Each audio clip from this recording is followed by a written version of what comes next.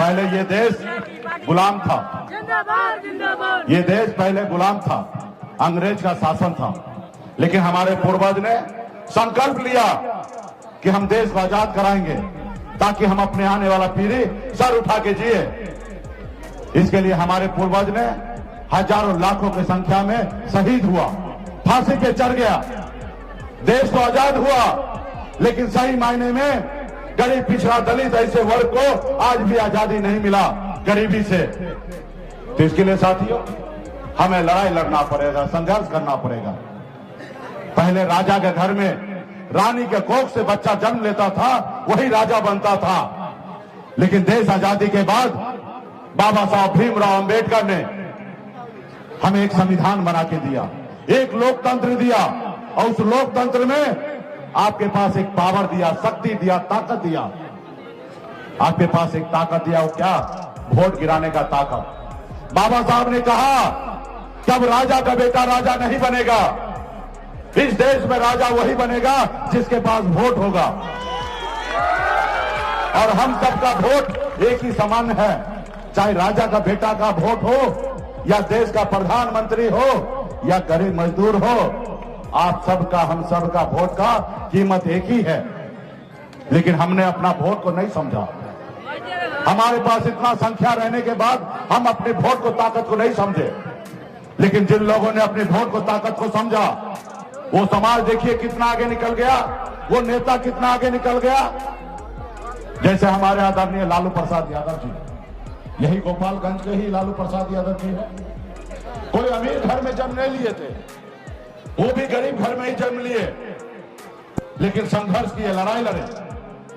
जब आदरणीय लालू प्रसाद यादव जी, मुलायम सिंह यादव जी, बहन मायावती जी, स्वर्गीय रामविलास पासवान जी, ये लोग कोई अमीर घर में जन्म नहीं लिया, ये सब गरीब घर में जन्म लिया, लेकिन संघर्ष किया, लड़ाई लड़ा। जब लालू जी दल बनाए तो उनके लोगों ने, उनके समाज के लोगों ने उनको साथ दिया। जब साथ दिया तो उनके दल को बल मिला, और जब दल को बल मिला तो लालू प्रसाद यादव जी 15 साल बिहार का मुख्यमंत्री बने, अपना भी नाम रोशन किए और अपने समाज को भी बहुत कुछ दिए और आगे बढ़ाए।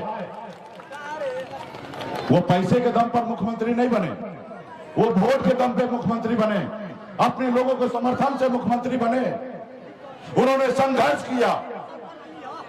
साथियों, वो संघर्ष आप भी करेंगे, आपका भी भला होगा।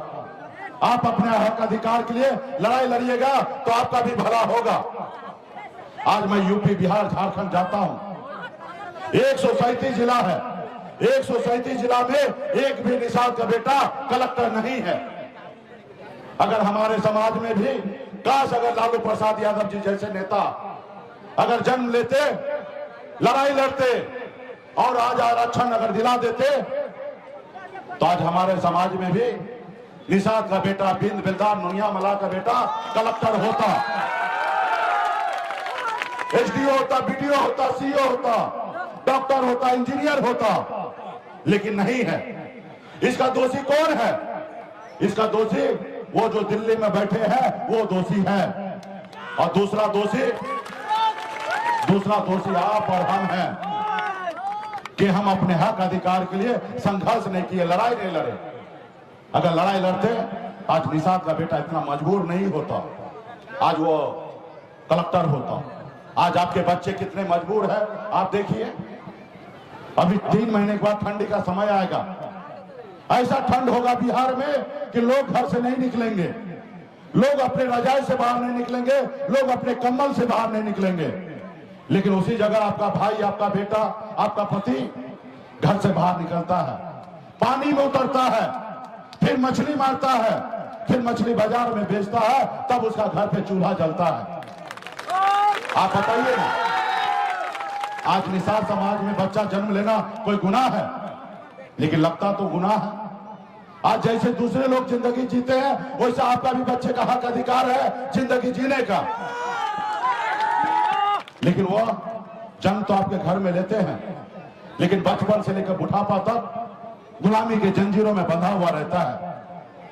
आज जब आपके घर में बच्चा जन्म लेता है, जब उनको बुखार आता, तबीयत खराब होता है, तो आप इलाज कराने के लिए जाते हैं सरकारी हॉस्पिटल, क्योंकि आपके पास पैसा नहीं होता है और सरकारी हॉस्पिटल का धक्का मार मार के खा खा कर आप परेशान हो जाते हैं और आपके बच्चे जो है आपके गोद में दम तोड़ देता है।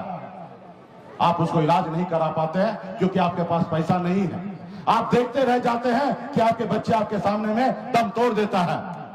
लेकिन वही अगर पैसे वाले के घर में बच्चा जन्म लेता है, जब वो बीमार पड़ता है तो उसका माँ बाप लेके जाता है प्राइवेट हॉस्पिटल में इलाज कराता है, क्योंकि उसके पास पैसा होता है और वो अपने बच्चे को इलाज कराता है, उसको एक नई जिंदगी देता है।